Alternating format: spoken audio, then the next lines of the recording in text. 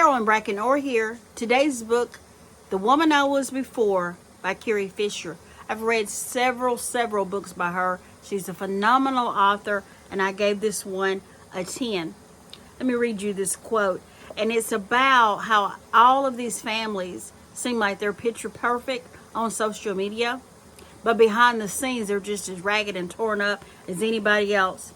So one of the families was getting ready to have a neighborhood party, and she said, by 6 o'clock on the evening of my birthday party, when I hadn't heard a peep from Ollie and Jack, and they'd thrown a fit, I realized I paid £150 to hire a Cinderella dress. I felt like canceling the whole bloody thing. As usual, though, the doorbell signaling the start of the party acted like curtains up on the Andersons' best behavior.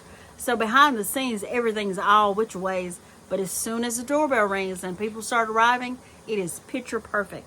Here's another quote. I waited for him. It's not like that. And of course, I love you. She's just a distraction. A distraction? A John Grisham book is a distraction. Another woman is a threat to our marriage. The words came out strangled and tight, as though they were forcing themselves through a clump of anguish. So it's the story of Kate, who is Polish, and she's been on the run for over 15 years with her daughter. She had a horrific incident in her past, decided to change her name, and moved away and assumed a new identity. Then there's Giselle. She is lonely but married to Jack, who knows nothing about her, even though they've been together. And he gives her, of all things, people, explain this, a toilet brush for her birthday. It's supposed to be some top-of-the-line one that every woman covets. And maybe other women do, but she did not.